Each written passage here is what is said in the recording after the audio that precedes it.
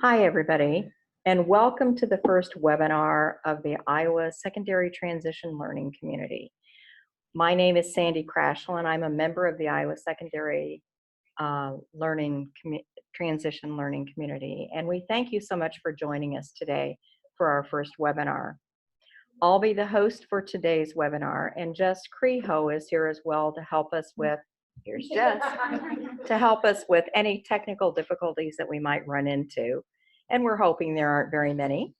If you do have any technical difficulties, however, please use your chat box to let us know something is not right, or email Jess at the Iowa Secondary Transition Learning Community Gmail address, which is iowastlc@gmail.com. We're excited about today's topic and those we have planned for the months to come, but before we get started, we have a little bit of housekeeping to take care of. This webinar is being recorded and will be posted to the Iowa Secondary Transition Learning Community YouTube channel. That recording link will be shared following the webinar along with some presentation materials. And we'll also be sure to share the channel link and encourage you to subscribe to our YouTube channel. Closed captioning can be provided if needed to participate in the webinars hosted by the Iowa Secondary Transition Learning Community.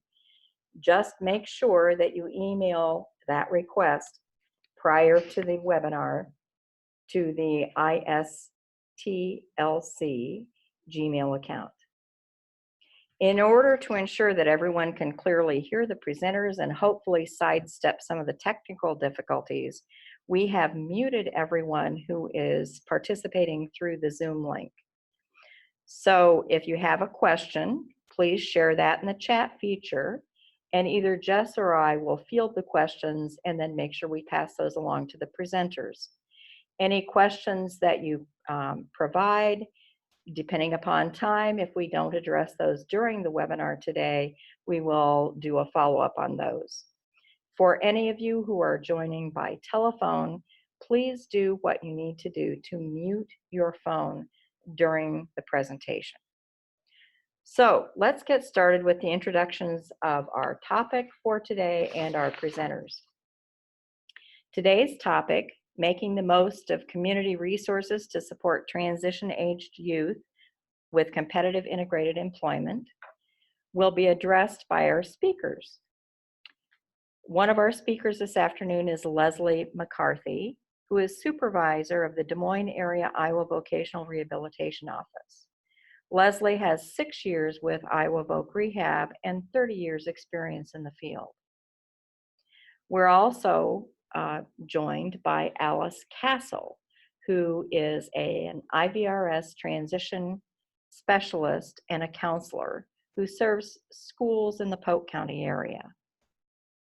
Jennifer Hennessy is also here, and she is the transition case manager for Des Moines Public Schools.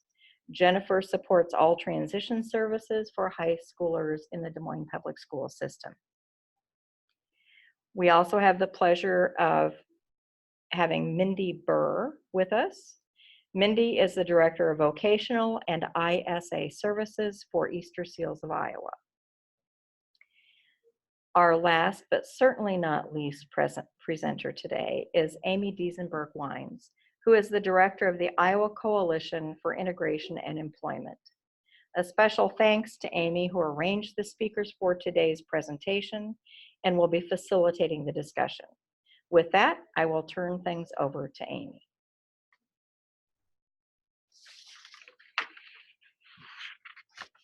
Thanks, Sandy. Not on yet.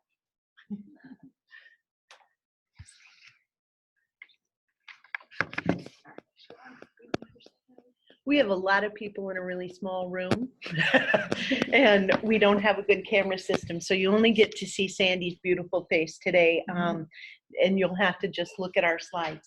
Jess, am I on? Can you see? Okay.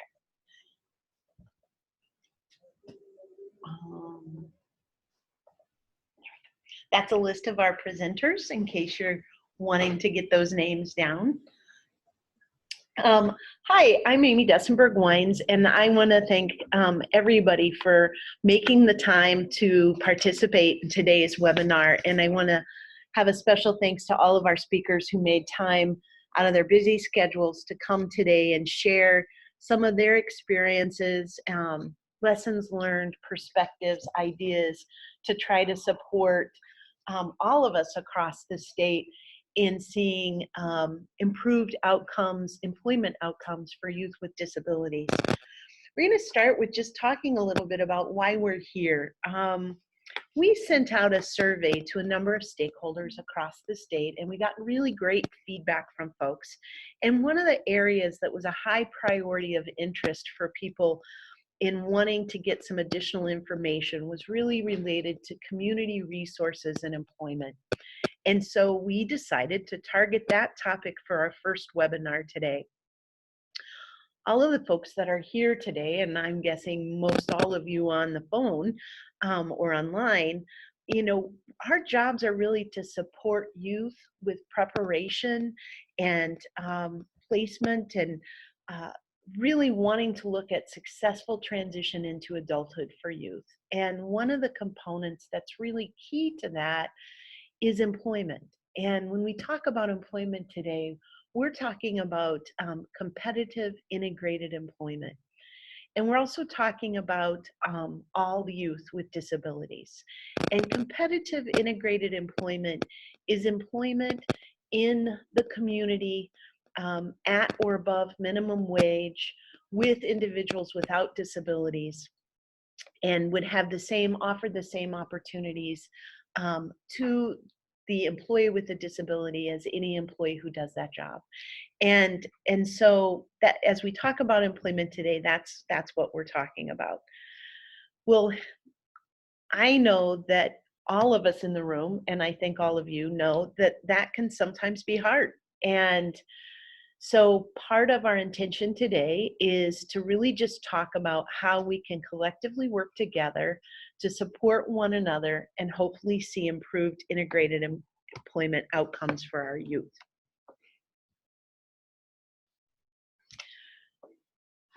We're going to start with talking a little bit about the concept of expectation and readiness. Expectation is something that in our work we've been talking about for many years now. And you would think that we would see a change in the expectation that all youth with disabilities can work in the community, and all adults with disabilities can work in the community.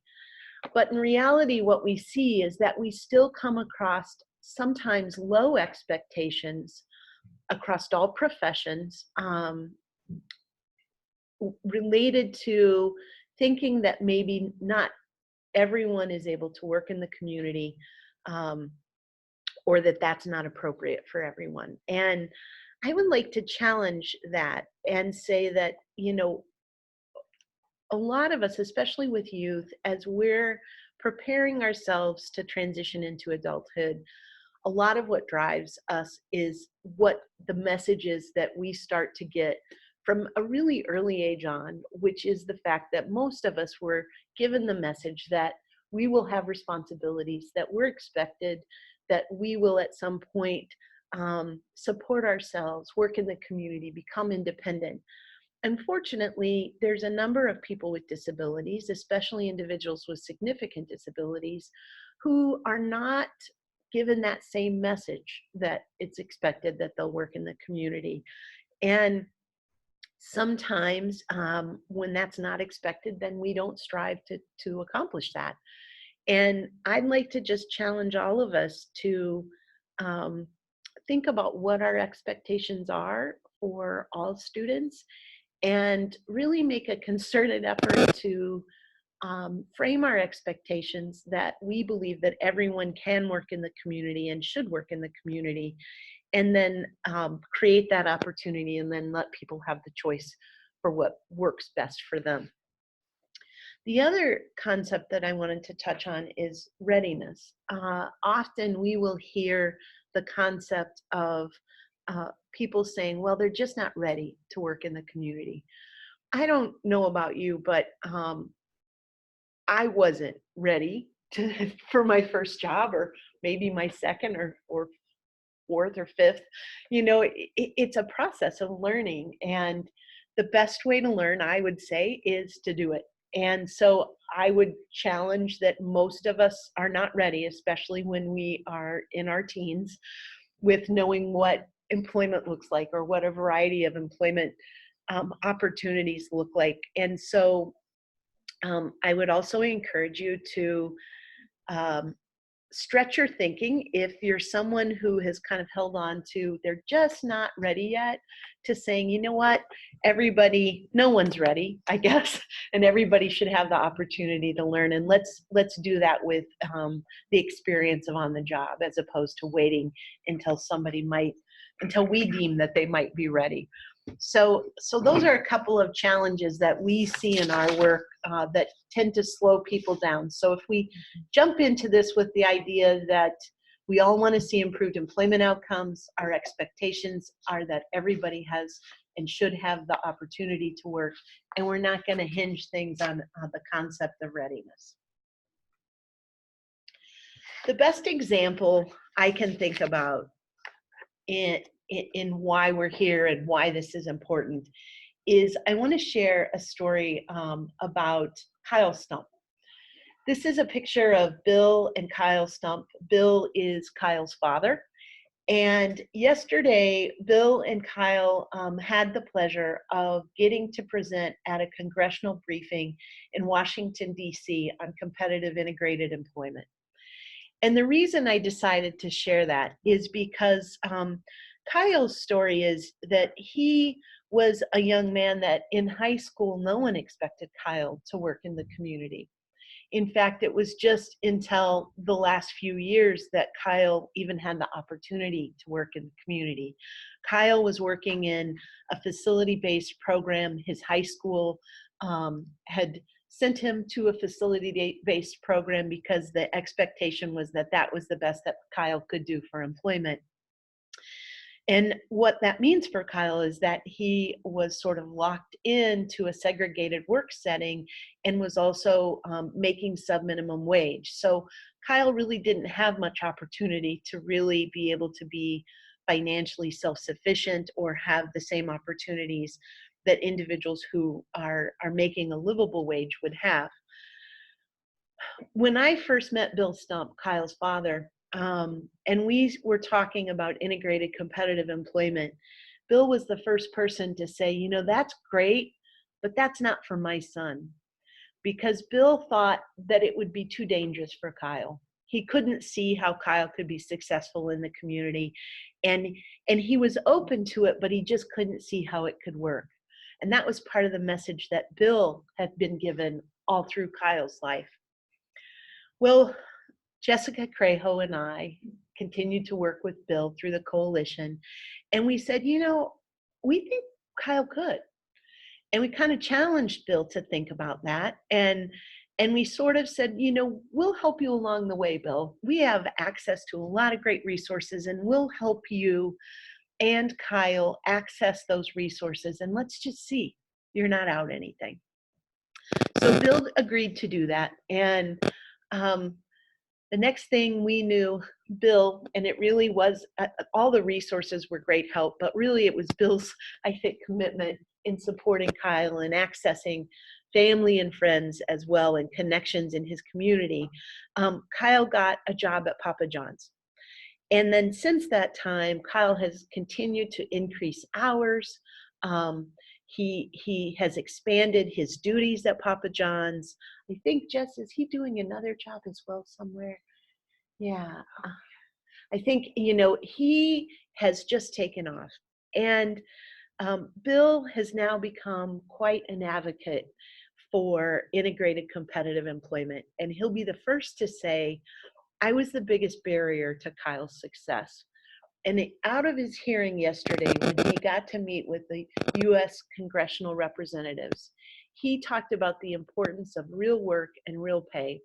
And he shared that because of Kyle's place now in the community, developing friends and connections and making acceptable wage and doing a number of different duties in his job, that he's feeling like it's taking the pressure off of him as a caregiver.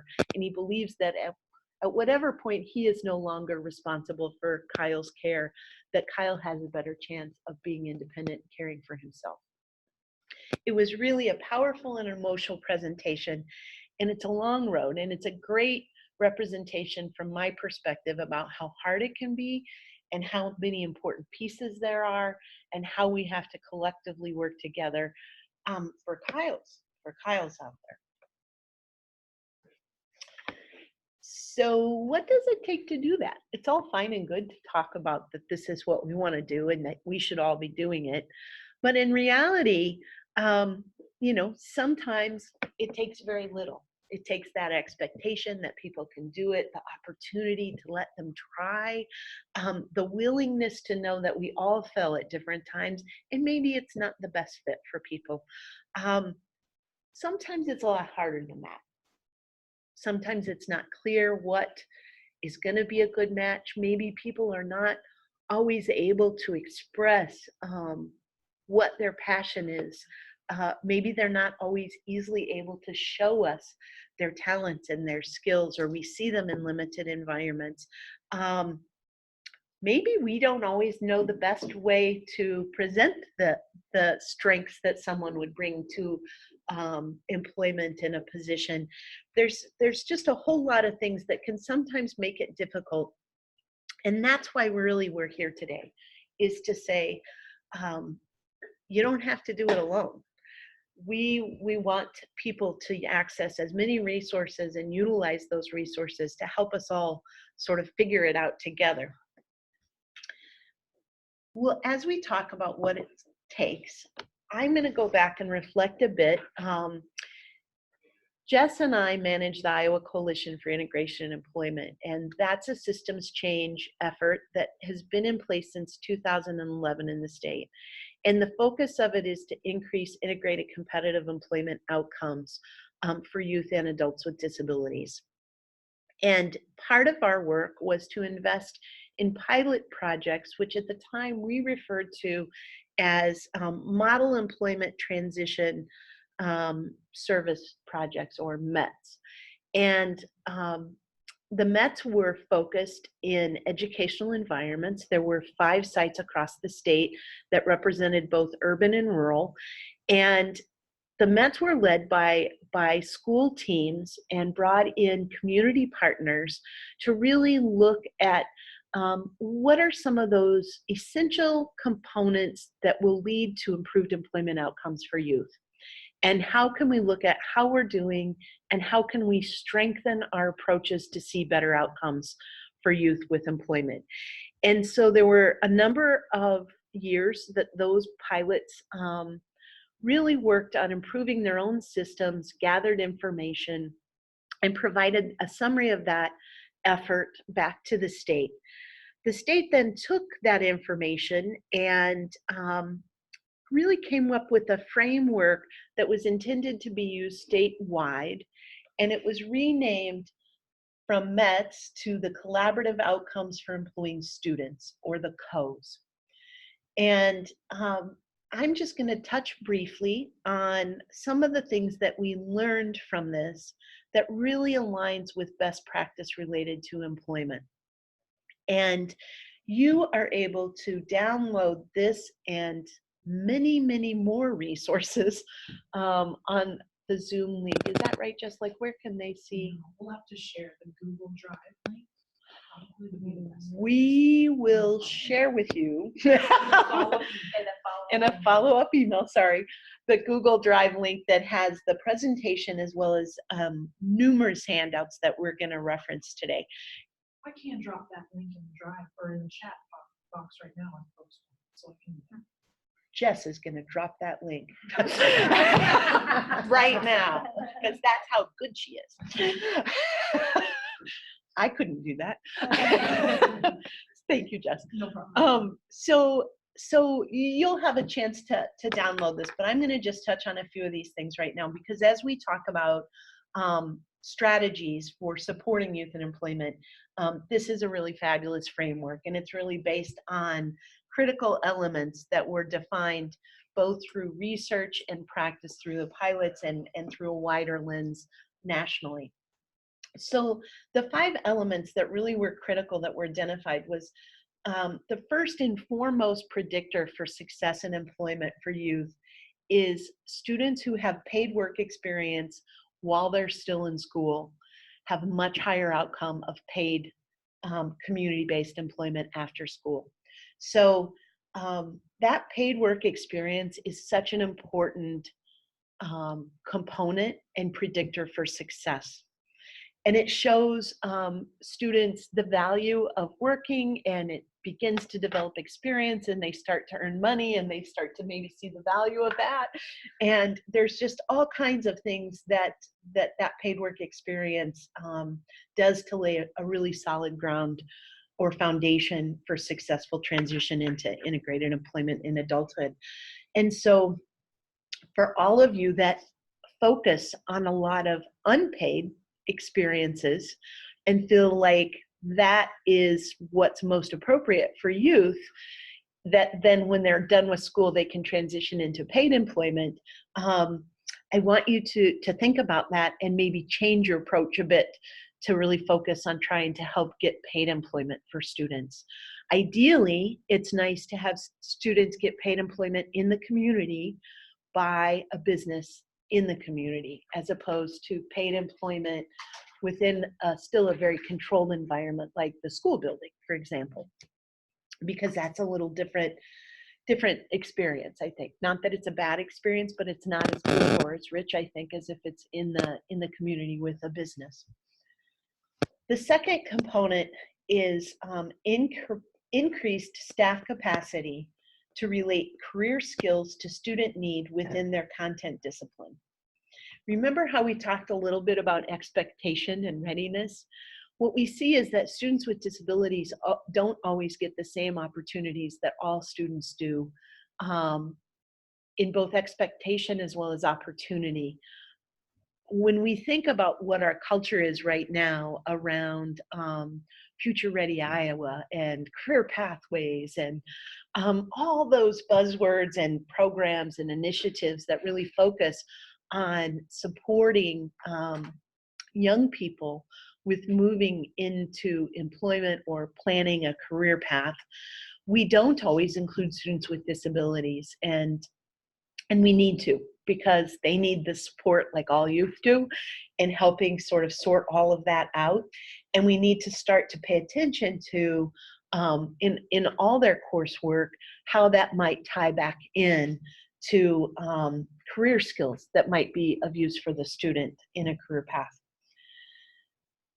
The next is really looking at intentional, robust, and aligned systems. And specifically, we're going to talk a little bit about education and vocational rehabilitation, but it's not limited to that. It includes other partners as well, which we'll touch on in a minute.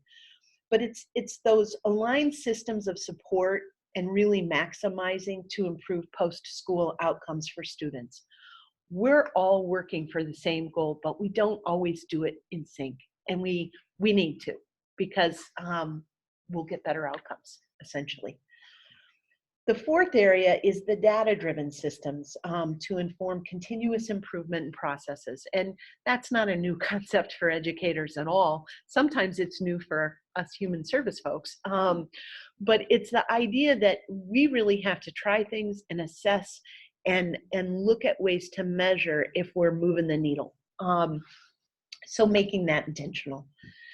The fifth area is improved collaboration between students, families, community partners, and business and industry. We found that it's critical that individuals be included early and intentionally all along the way, and that we don't wait until somebody is in their second or their last few years of high school before bringing partners in, because at that point, it's really behind compared to what needs to happen to support students all along the way. So these are things that are sort of tried and true and they give you a bit of a framework of here's some things that we should be doing. Some examples of looking at those elements and then really, I guess, translating them into examples of quality pre-employment and employment service delivery systems are included on this chart. So I'm just going to highlight a couple. I'm not going to go through all of them, but so for youth-centered activities, you might include things like student-led career planning and exploration opportunities, or job shadowing or internship or peer-to-peer support kinds of things. It might be student-led IEPs and in the transition planning processes, student-driven alignment of transition assessments and course of study and how that ties back into employment. Meaningful linkages and collaboration.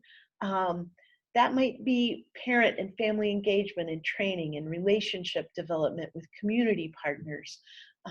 It's that local school plan that we'll touch on a bit later with IVRS and school districts that sort of lay out the relationship and collective effort and responsibility in supporting youth. The intentional system design is to really take a look at leadership team development and what's happening with career planning and exploration opportunities, and do you utilize things like career asset mapping and our staff getting the kind of support and training and resources they need to be effective in supporting youth with employment. Sometimes that challenges our system in taking a look at needing some flexible scheduling, or maybe realigning what our roles look like, or maybe our work experience coordinators need to be able to leave a building, get into the community. It can look all different ways. How does our curriculum align? And thinking about that early on, not prior to high school, but really probably in middle school and leading into high school. Paid work experience. What are we doing with skill development and job development? And maybe we look at customized employment or discovery activities. And then looking at supports and follow-up for stabilized employment.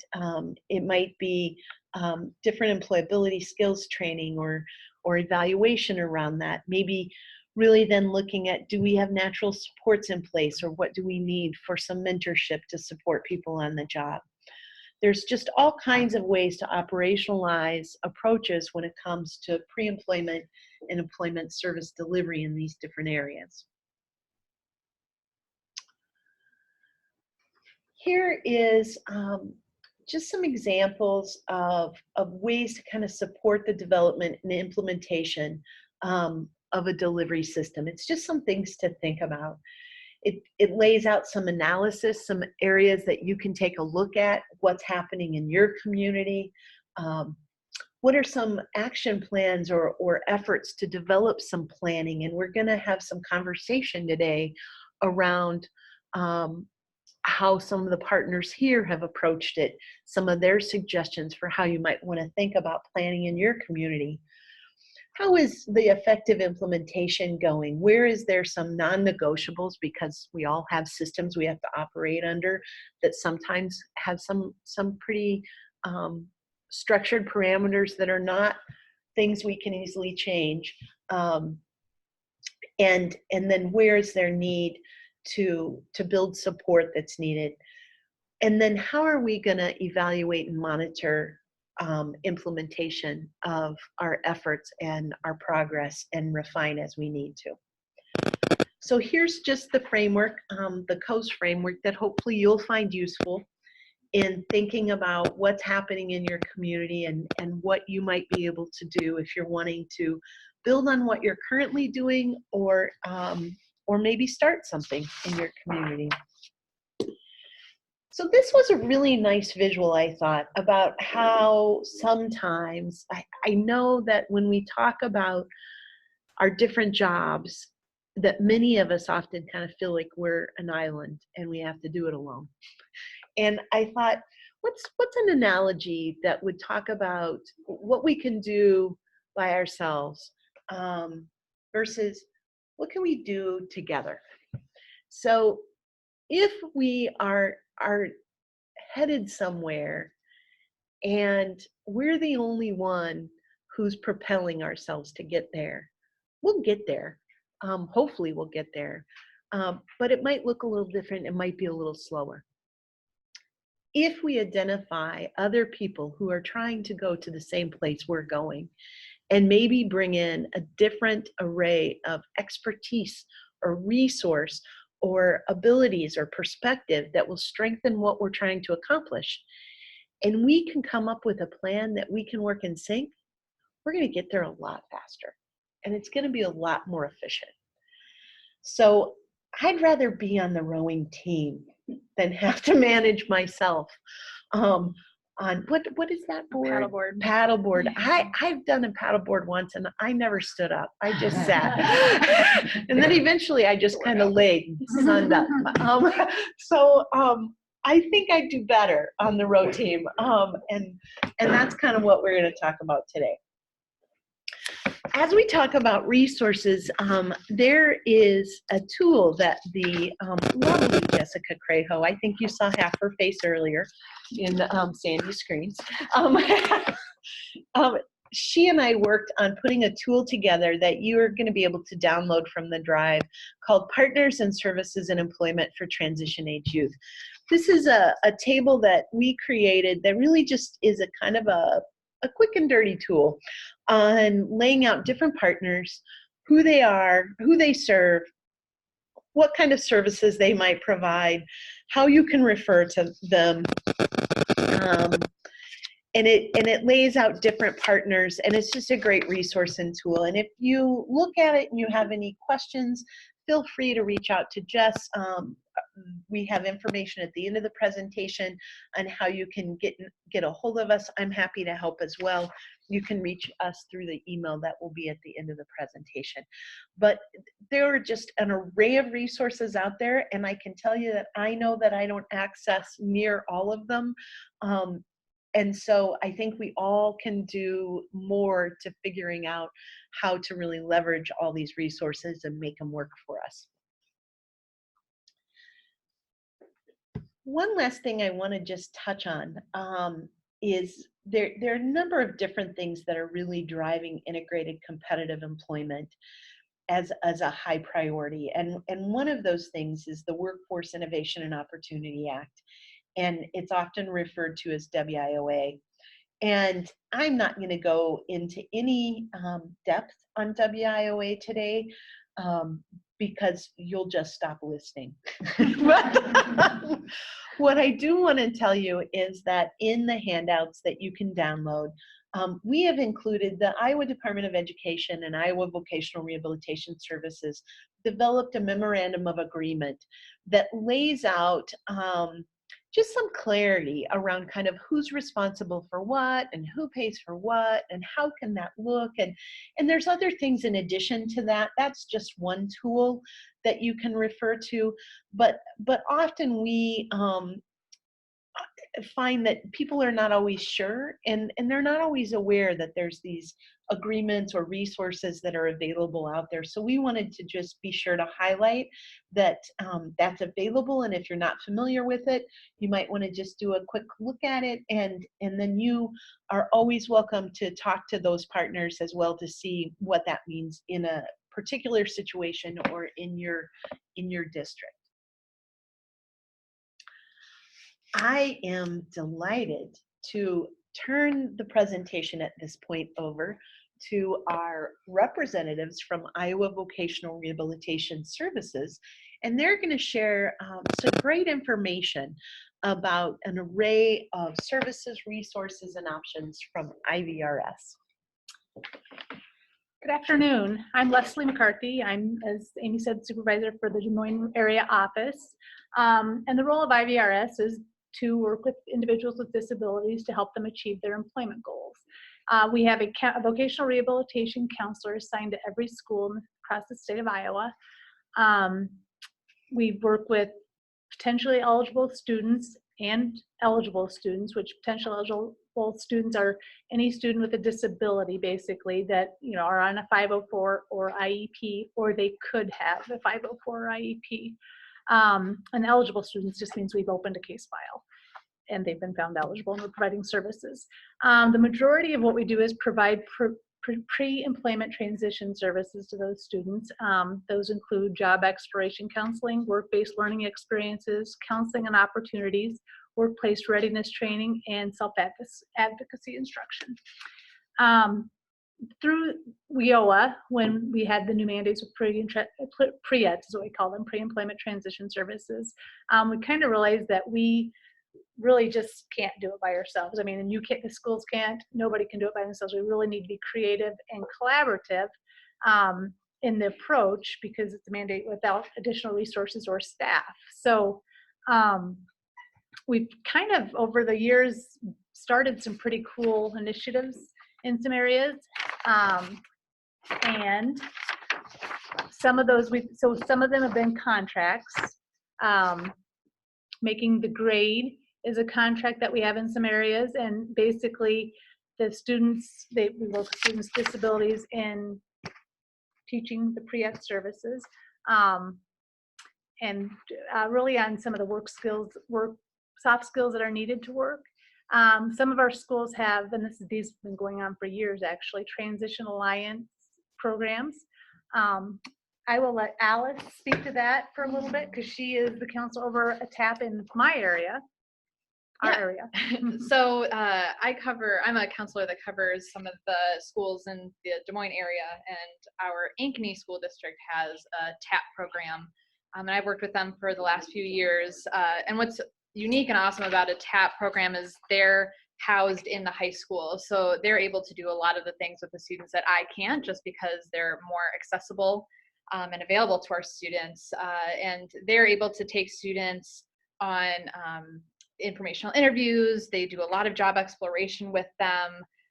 They've been really great in getting my students placed in work-based learning experiences. They really try hard to get our students paid work experience while they're still in high school, and identify what would be most appropriate for them as they leave high school. That way we can be sure that they're getting into the right training program and going to the right career. Yes, very good. And Project Search is another one. Many of you probably heard of Project Searches.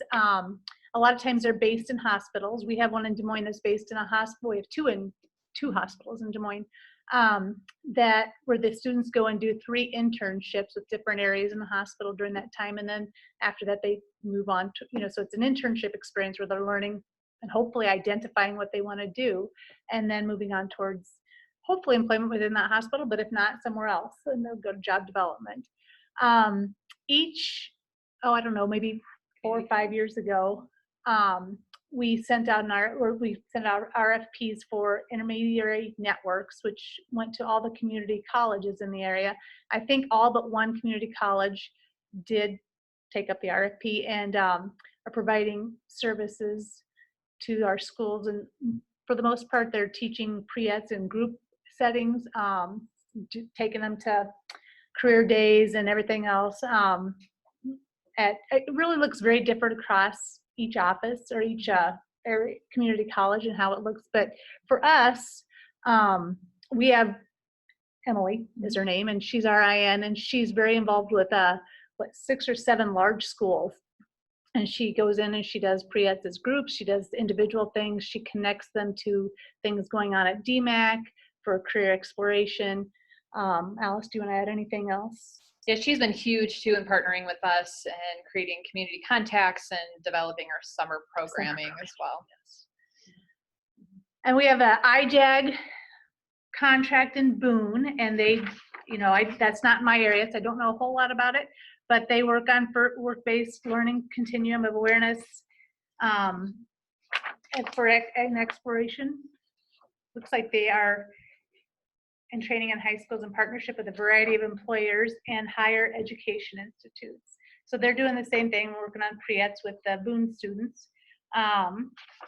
Then we have a team contract, which we'll touch base on a little bit. It's in Des Moines. And this summer or last year, we sent out an RFP, a request for information for community providers. Some schools have contracted with community providers to provide pre-ed services. And we are open to further contracts and further ideas and further ways to collaborate. Some schools are bringing in workforce, IWD, to teach the A-game training or to teach whatever else they have going on. I mean, there's a lot of there's a multitude of ways to collaborate that are out there. And connecting, a lot of the focus is connecting businesses with the schools and helping them, they'll come in and present and talk about things that are going on. But I think that basically you've got, the way to start is to start with identifying gaps in services. And if you can find some gaps, and you're going to do that through your local school planning, and then you try to fill those gaps with whatever it is that you decide is a resource. And that would fill that gap to get everybody where they want to be, Leslie, one of the things that we had talked about in our preparation for this is that, sometimes people talk about, oh, there might be turnover in VR staff, and we know that can happen with schools as well, and providers as well. And is this list of resources really a way that VR is trying to enhance the number of services and people they can reach through this collection of approaches? Absolutely. I think nobody by ourselves has the capacity to provide what's needed. We just don't. And so to bring more people in and have more hands in the pot just brings really a richer, more thorough service. Yeah, great. Jess, did you say there was a question? We do. We have a question that came in. How are schools accessing these particular services or programs or contracts for their students? What might that look like? Well, it depends on what's out there for that school, if it's already established. If so, you talk to the VR counselor in that area. If you don't have that kind of a program, you would probably talk to the counselor as well, or you could contact Mary Jackson with VR and talk to her about doing some kind of gap analysis to determine whether or not there's a collaborative type of approach that we could take. And how would they go about connecting with Mary Jackson? Who is she? She is the transition resource manager for Book Rehab, and we can probably share her information.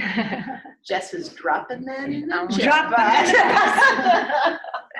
Thank you. I would also mention too, and I think we're going to touch on the local school plans a little later, but if your school has a contracted program like an IN or a TAP, they're involved in that local school plan meeting. So your administrator should know if you have a contracted program, and hopefully they can hook you up with the right person. Yep, that's a great point. Each school creates a local school plan, and the VR counselor and the teachers hopefully are involved, the special ed teachers, the administrator of the school, either the principal or somebody, a decision maker, along with the AEA if you have a rep, and anybody else that really is the contract. If you do have a contract, if you have an IN person at your school, they should be involved to create that school plan, to really create a plan for what you want to do and how you want to move the needle forward a little bit. Leslie, could I ask, it seems, and I know that Mary Jackson is traveling across the state with Kirsten Lane right now, so she could unmute and say something if this is wrong. Right. But Please do. My sense with VR is that you're not necessarily limited to just this framework of programs, that there is a real interest and openness that if people have ideas or suggestions that's going to work the best for them in their community, that you want to encourage them to have a conversation with VR. You're not limited to just this framework. In fact, some of these programs probably came out of conversations with local partners. So is that accurate? Absolutely. I think it's identifying the need and then trying to figure out between all of us how that need is going to be filled. Yeah. And if it's a different approach than what we've done in the past, or that's great. Anything. It just depends on the viability and who all is involved. Excellent. Thank you. And what's so much. needed. It's really about finding those gaps and filling them as much as we can.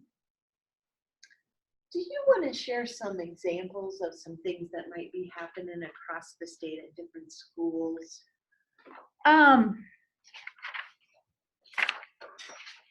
Sure. Well, I think a lot of it I kind of said earlier, even though I was going to do it here, I kind of jumped ahead. It sounds like a lot of pre-ed activities happen in different groups, whether they go into a classroom or, pull kids out of several classes and bring them all together. Kind of depends on the school and how it's all set up. I know a lot of focus has been on bringing businesses into the school to present and try to connect the students to businesses and the businesses to schools and students. And like right now is Disability Employment Awareness Month, so there's a lot of activities and events going on based around that.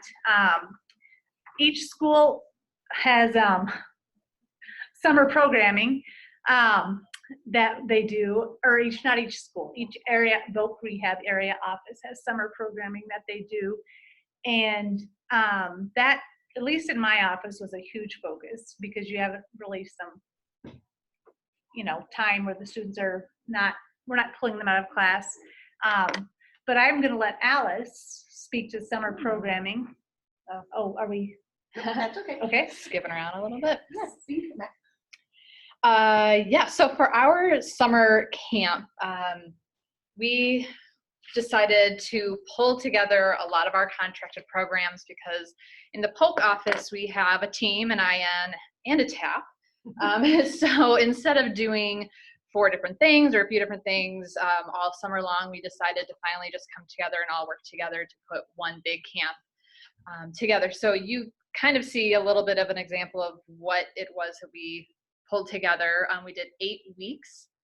The first 2 weeks, we focused on some specific skills. Like was mentioned earlier, we are trying to bring in as many community partners as we can. That way we're not just doing this on our own. So we brought in Workforce and we had them teach the A-game training, and they taught Working It Out so our students could leave with 2 certifications that they could put on their resume by the end of the summer. We also brought in other agencies like Drive with Cops. They're a driver's ed program that we have around here to teach students about how do they get involved with driver's ed, how do they request accommodations when they're driving, as well as bringing in the fire science and teaching them how to stay active in their community with case management and other things that we have around the community. And then weeks 3 through 8, we tried to discover a different interest area that a lot of our students have requested. So we had like a healthcare week, an IT week, and we did a transition Tuesday. So our students went to our local community college, so DMAC, and they learned about the program where they would learn how to do something in that field. And then on Wednesday, we did Workin' Wednesday. So we tried to get them work-based learning experiences out in the community. Again, more things they could put on their resumes. So we went to Habitat for Humanity, got some volunteer experience there. And then we did a tour Thursday. So they got to go to a local business and tour a business that would hire them if they went into that field. You want to add to that? So I was just going to add, obviously the summer program we had in Des Moines is quite large and very extensive. That is not necessarily what happened in all the offices. It ranged.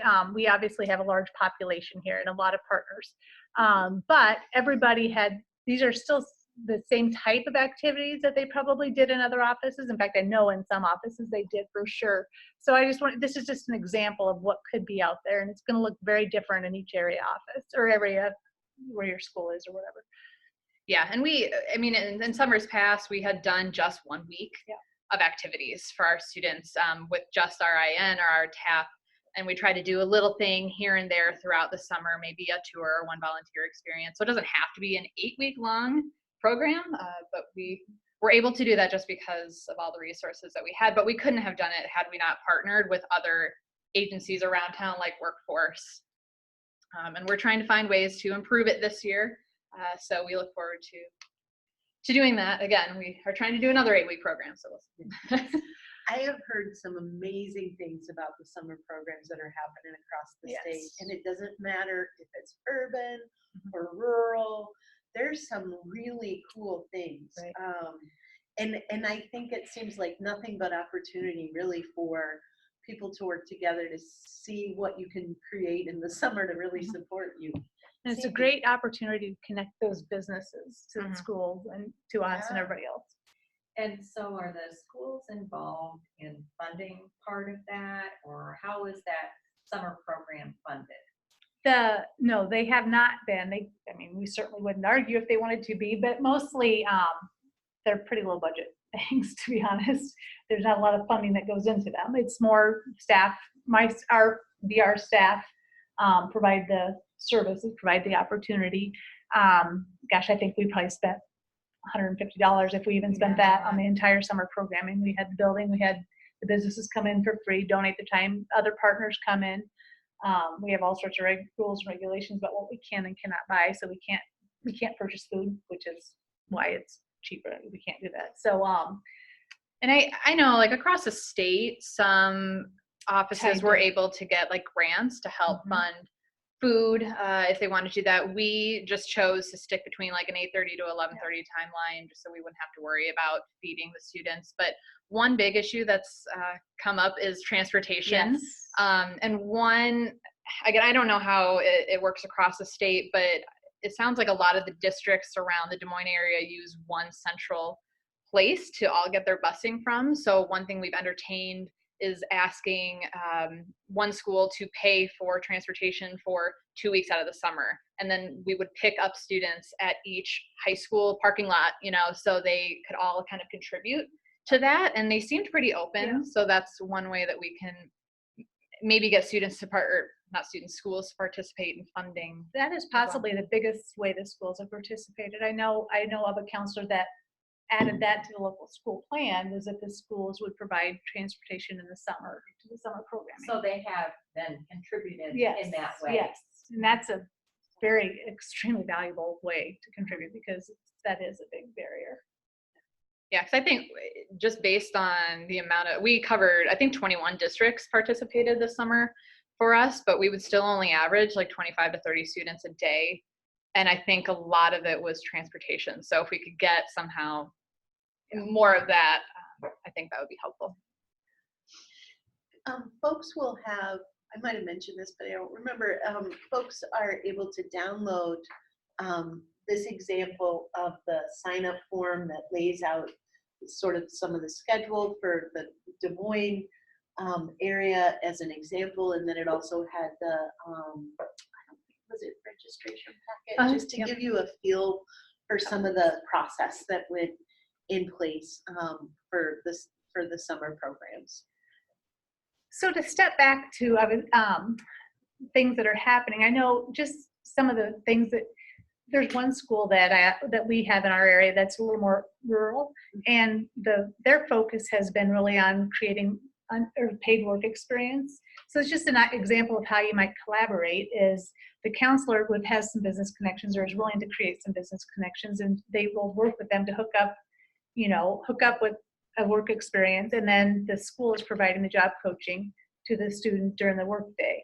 I mean, that's just one example of many of how we might collaborate together to provide those experiences for students. So it's not just VR doing it, it's not just the school, it's, teaming up and doing it together.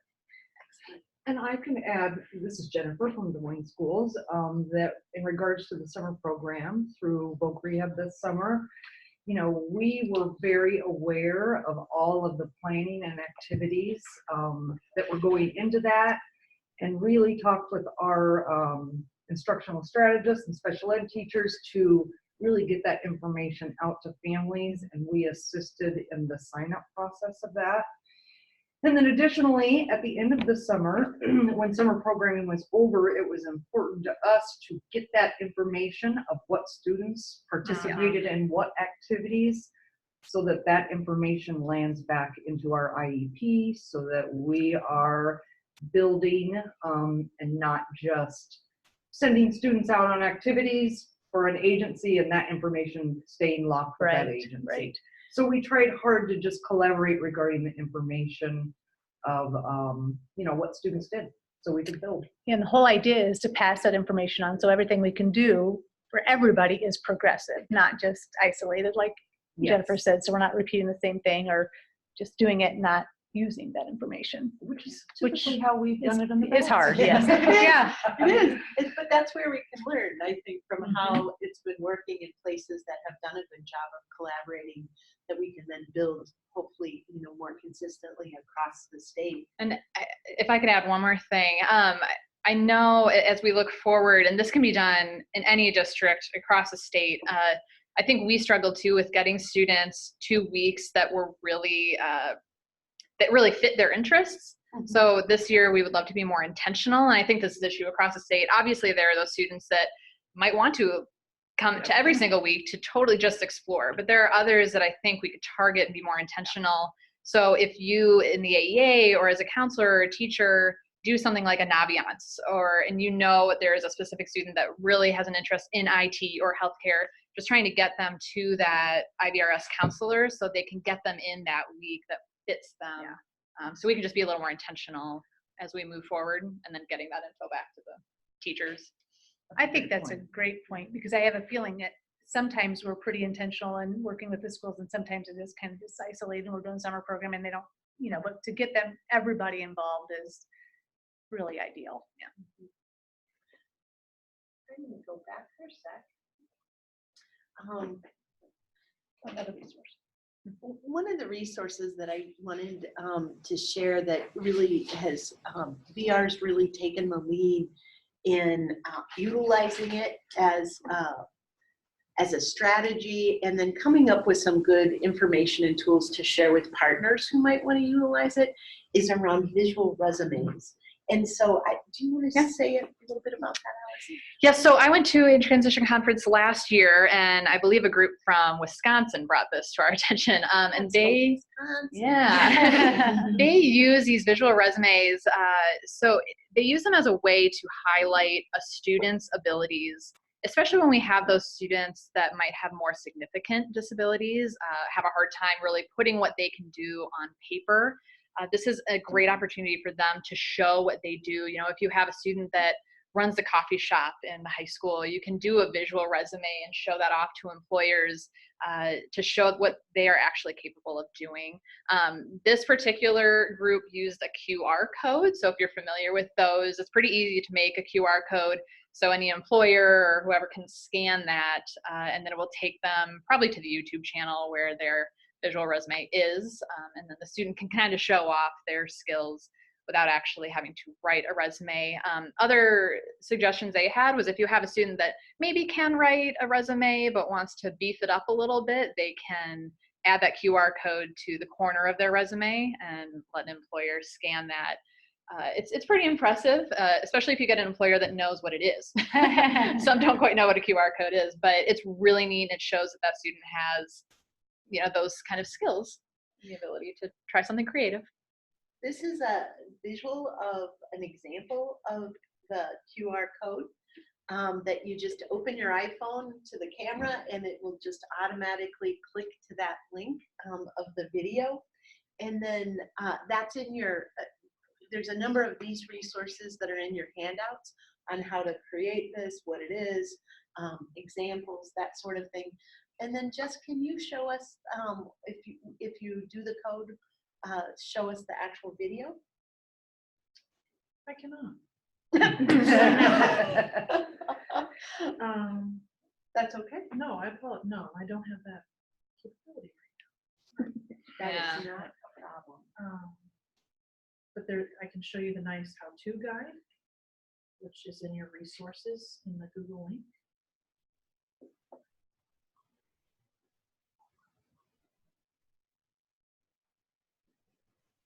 So what I have up on the screen now is a really great how-to guide developed by IVRS, and specifically Michelle Kreft, who developed a how-to guide on first how to develop or create a visual resume, and then how to get a QR code going.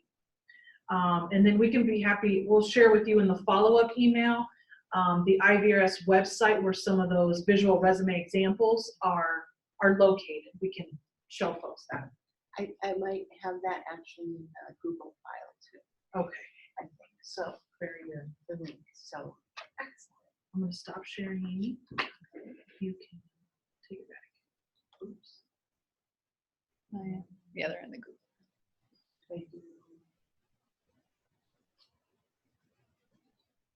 I'm gonna share there in the middle name.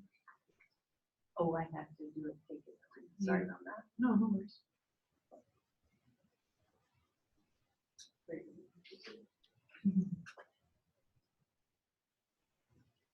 Click on that. Expand it. Thank goodness for you.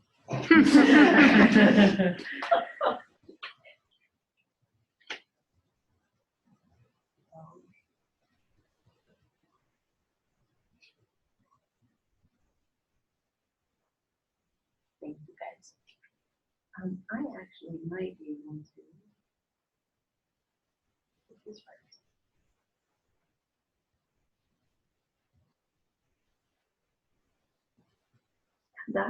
Got it. What a woman.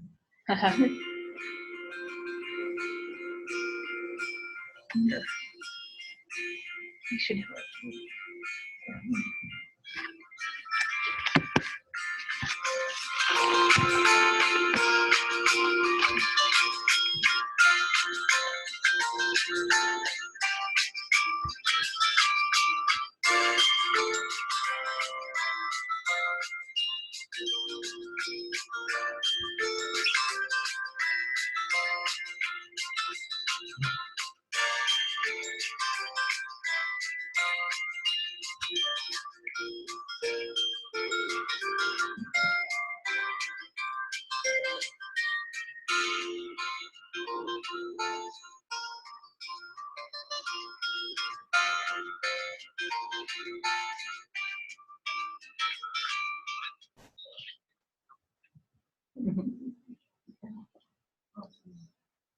just gives you a little bit of an idea of what that is like.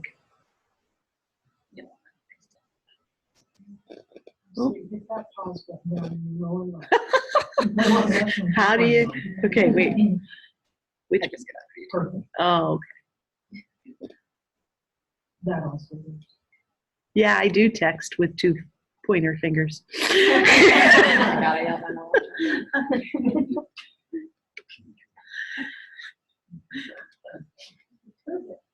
All right.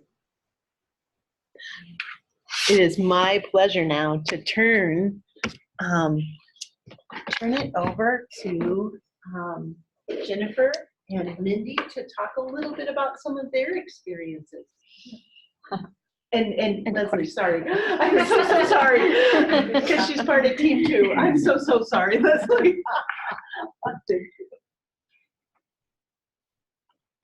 Hi, everybody. Okay, we can talk a little bit about team and how we put our partnership together and maybe some of the barriers that we encountered and, you know, things that were easy and maybe not so easy. We started with our team project by getting together with IVRS and DMPS, Des Moines Public Schools, to really figure out where our gaps were in our services, which we had lots of gaps, so it wasn't that hard to do. Yeah, and so after that, once we identified the gaps, we put out a RFP, and Easter Seals won the bid, or whatever, however you call it, and we started developing the program.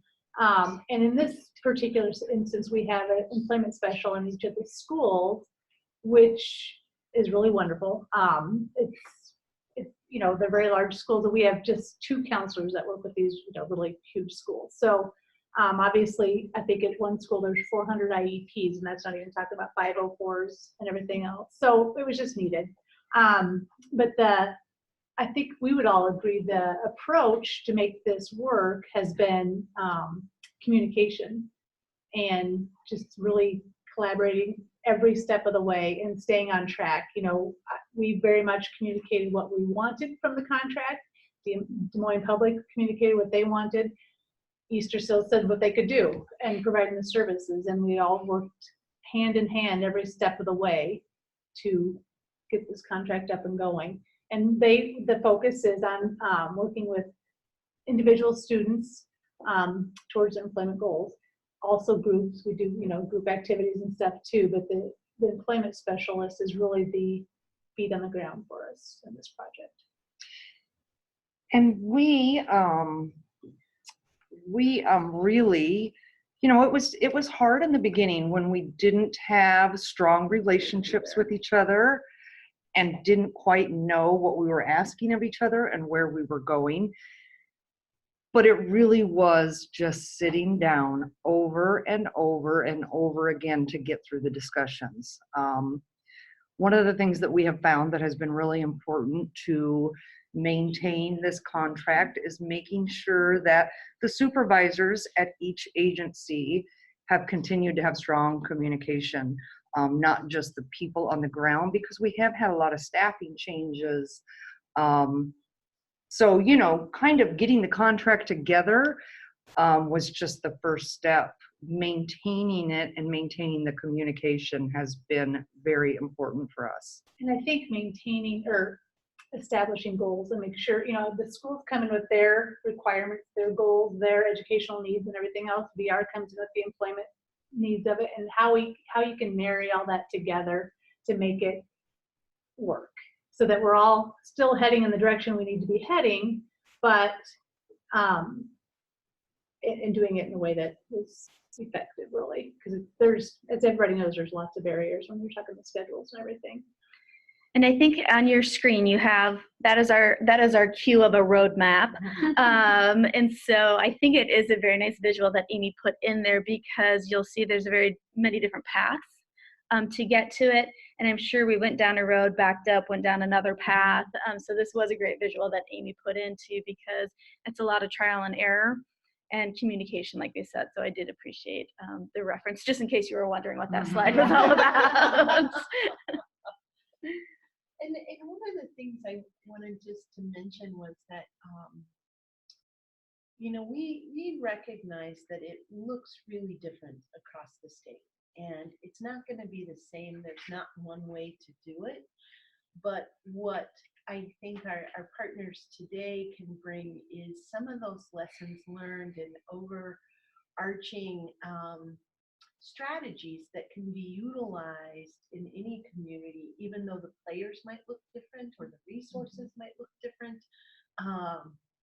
I think some of the concepts are very similar to what folks can do and approaches that they can take to really help build and strengthen their collaboration with partners. So I do think we kind of touched base on this a little bit previously. We're really not good at following instructions and the PowerPoint that we prepared. But I think that the main point that I wanted to put, so I'm Mindy, I'm from Easter Seals. And again, the reality is, and we knew this from the beginning and we all acknowledged it, but every day we had to remind each other that we come from different cultures, different verbiage, and different ways of doing things. I know I have to laugh. One of my examples is I come from the adult provider world, where you can pull or you can work with an adult whenever you want, for the most part. Oh, you want to meet at 2 o'clock? Oh, you want to meet at noon? And then Jennifer had to say, well, they're in school, right? They're in a class, right? There's only a certain time frame. And again, I wasn't stupid. I knew these things, but that was not my world. And we had to really stop and think about that. And so I think it just takes a lot of patience and understanding, and and I think the next one comes into it, a lot of communication. We definitely meet a lot. We're probably sick of each other. It's a love-hate relationship. No, I'm just kidding. There's no hate there. But Leslie might have something different to say about that. But just knowing and having that aha moment of like, oh yeah, we do need to stop. We do need to rethink this. Staying ahead of things, I think, for the most part, or trying to see, I think what's made teams successful, and our IN in our office as well, is getting in front of the goals, the goals and the mission. Okay, what is it we want, and making sure we're all going in the same direction. Because so often, because the school comes from a different place, Easter Seals is going to come from a different place, VR is coming from a different place, we head in the direction that's only about us. And if you communicate and get a mutual direction and figure out what works for everybody, and then stay on that as hard as it can be, because it's everything else you're doing, you're operating towards what the other part of what you're doing. And so that's key, is just really, you know, thinking about that before you start, whatever the collaborative effort you're gonna do, think about what is it we want, what's the goal, and how do we get there? And just, how do we get there? Not just us, just not just VR, not just the schools, not just, you know, provider, whoever else. How do we get there and what are we gonna do to do that? Jess, you have a question? Can you remind us what the IPP stands for? I think it was I supposed think to be it's the IPE. Oh, Is it that IPE. Okay, and that's the, There's probably an It- IPE. Mine's an IPP, yours is an IEP, IPE. IPE is VR. IEP is. okay. And Mindy, Ours is then an IPP, an individual program Yours- plan. Yeah. Yeah, so we all have our. and that's a great illustration of the fact that when we talk about understanding the difference in cultures and environments and parameters that we have to work within those different environments, language is something that has come up where we might assume that we all speak the same language, but we don't. No, we don't. And anything that you guys want to share around what you needed to learn or what you did learn through your experience with being able to talk each other's language or asking for help if something wasn't clear. Good. I just think that kind of goes back to having a strong enough relationship with people to be able to say, I don't know what you're talking about. Right. You need to clarify. And just not, people are going to be talking in acronyms and all kinds of different things that you may not understand. It really is okay to speak up and say, I don't know what you're talking about. And I think that just comes from comfort and knowing how to work with your partner. Which just comes from relationship. I mean, just developing that relationship and that trust. Mindy speaks about that a lot. Having the trust to be able to say, especially her as the the provider that employs the staff, you know, hey, guys, we got this going on. Okay, you know what? I get it. I've seen it. You know, I mean, not judging and not Mhm. getting whatever frustrated, or even if you are frustrated, understanding, you know, that this happens and let's work through it instead of in a situation where she wants to hide things or We might not could wanna- all be poking holes That's at exactly the other it. partner. That is the truth of the situation. We all have our own system issues, our own staffing issues, our own funding issues, and we could spend time trying to poke holes in our partner, but we just try really hard to own our own stuff and move forward with it. I have to say that a couple of years ago, before the start of this relationship, it was difficult to sit at a table with VR and have funding discussions because you never knew where you were going to land. And we really had to get through that. And now that we have some trust, those conversations are much easier because we both know where we're coming from and we just have conversations and it's, you know, we're just willing to be open to different ideas and things that we wouldn't have been open to previously. and realizing that it's not that you don't want to, or it's probably that you can't. Can't, And it yes. might not make sense to you, but I'm sure everybody can identify things in their own world that don't make sense. Oh, I wish we could, but we can't. Mhm. It's not, and just realizing that, I think, and being, okay, so then how is the question. That's what we've really tried to do. And Yeah. the attitude we've tried to approach it. Okay, if that's not possible, how can we get to the same place? It doesn't have to look one way. It can look however. And if you are sitting there just constantly judging and blaming, like she said, we can all, I don't know how many conversations we start with. Well, I get it. We've had this happen too. So now what? You know, Mhm. And something we'll see across the state as well is, you know, sometimes it's easy to kind of think it's the other partner's responsibility to do things. And clearly we all have different responsibilities, but I think the more what I see in the relationship that you guys have developed is the ability to really then try to think about how to maximize those resources without having to just stick hard and fast with, oh, no, that's your responsibility or yours, but instead, how can we make this work? How can we make the most of the resources that we have? Well, and the truth with WIOA is it is all of our responsibilities. All of it is all of our responsibilities. So it needs to be blended, and nobody has the capacity to get it all done. So it's a great point. And I would have to say that, my experience is that things have drastically changed since WIOA has come about. It feels way more comfortable and easy to approach people regarding partnerships because of WIOA. Whereas before I didn't maybe know if they cared or had an outcome that was driving working with youth. I know who's being driven that way and what their outcome is. So it's easier for me to walk up to their door and knock on it. This visual represents the concept of if you want to develop partnerships in your community. Leslie referenced this and Jennifer as well, that you kind of start with looking at where your needs are or your gaps are, and then identifying who are the other partners that might have a similar interest in working towards those outcomes. And so as you move forward, I know that, Mindy and Jennifer, you've talked about opportunities to collaborate and bringing people together. Are there some lessons that you've learned through this in kind of putting together some recommendations for people to consider how to put a project together? You want me to take the lead on this one? I think that Leslie did kind of start with it is, we talked about that roadmap, and it is defining what are the outcomes that we want from the program, how are those going to be measured, when are they going to be reported. I'm laughing because Mary's on the phone, and I love my quarterly report, and I hate my quarterly report that I turn in, but it is a very nice time to stop and go, where do we get off on our goals, or what are we doing well that we need to continue? It really is, and again, the nice part so far about the quarterly report is there's no blaming that goes on with it.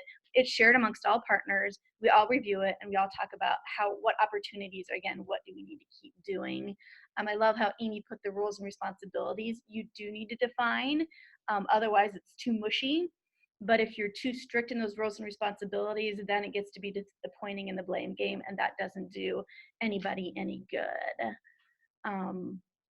Anything else you guys can think of as far as? I think flexibility. Yep. I mean, as you were talking about that, it made me think of all the times we've stepped back and, we've set some parameter that we're going to measure, and then all of a sudden it's like, oh, that doesn't work. Yep. How are we going to, okay, so what is it we're really trying to measure, and how are we going to do it? What's a different way we're going to try it, because this isn't working, or this isn't really measuring what we wanted to measure. And so that flexibility to try new things and just have those conversations. And you can only do that if you're open to what other people have to say. And again, we talked about this previously, but that communication, over communicate, you assume that your partner knows what you're doing. That's not true. And this might seem like, oh, look at that, they're all happy and they have no frustrations. That's not true. That's not true. We actually started this partnership through Project Search back 7 years ago. So this is 7, maybe even 8 years ago that we started all the trust and the communication, and so it's taken a while, but now we can have pretty honest conversations, and the sooner you get there the better. I remember when we first started the contract and all of the energy and activity and discussion that went into it, and then we finally got people in place and school started, and we're a month or 2 into the project and people start taking vacation. And I'm like, we're school people. There's no such thing as vacation. Where are you people going?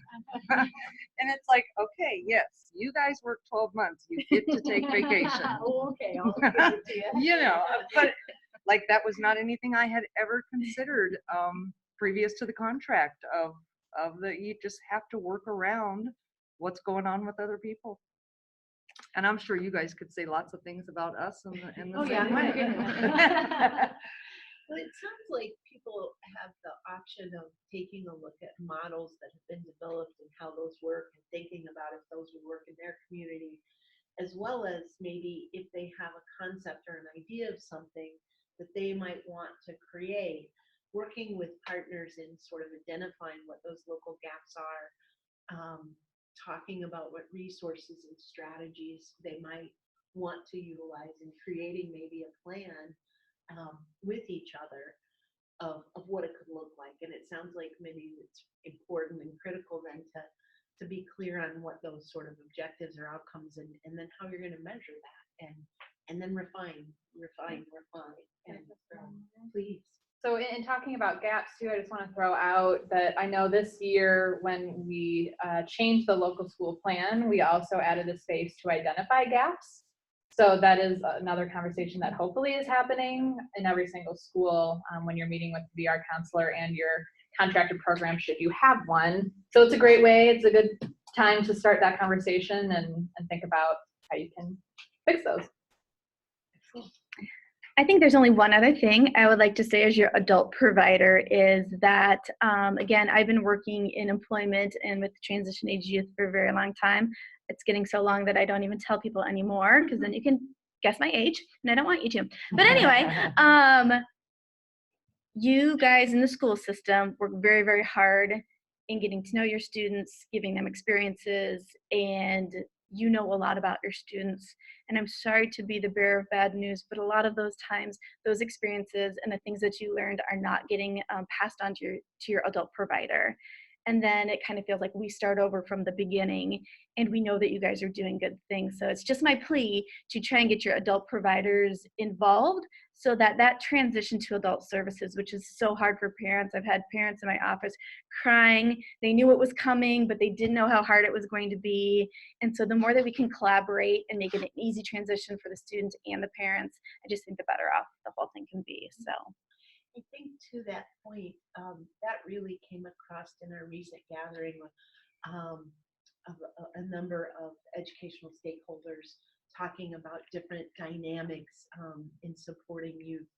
And one of those components that really stuck out that day was the idea that we aren't utilizing all that wealth of experience and information always in that transition into adulthood, that educators have invested so much in working with the student, and they know those students so well, and you hate that progress to just stop and to drop off, and so the more we can connect, even if it's not a formalized program or project, but just to connect with each other to maximize what we know and can offer each other about an individual as well as approaches, I think the better outcomes we'll all see.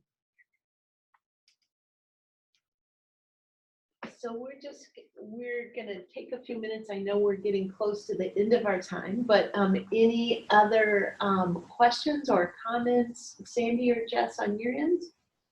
No, and I don't think we've gotten anything more in the chat box.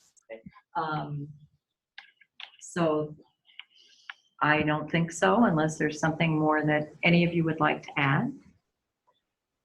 I would just like to add, this is a lot of information to put in an hour and a half, and we were trying to,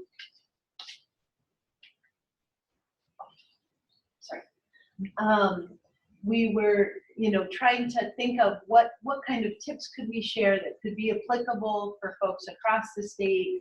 And I know that all of us are more than happy and willing to share additional information, connect with people individually, as well as the secondary transition learning community is interested in where do we need to dig deeper and what would people like to know more about. So I just encourage you to think about what kind of questions or thoughts were sparked by our discussion today. What might you want more of? What fabulous experiences and stories and approaches are you taking that you might want to share with others that could be valuable to help all of us do better So please feel free to engage and share, because that's what this is all about. So I'm just going to thank everybody and turn it over to Sandy. Thanks, Amy. Can I move this forward? Yeah. No. I have another slide. Oh, okay. Go ahead. Thanks, Amy. We're just getting some of our logistics squared away here. First off, we'd like to thank those of you who have joined us today, and a special thanks to all our speakers. I think there was a lot of ground covered in that hour and a half and a lot of great information.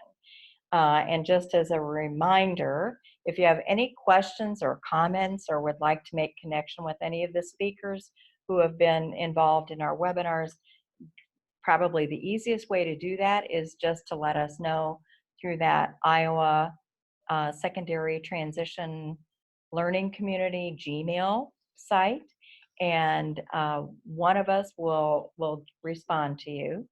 As you can see from your screen, the next webinar for the Iowa Secondary Transition Learning Community is already scheduled for Tuesday, November 19th from 3 to 4:30.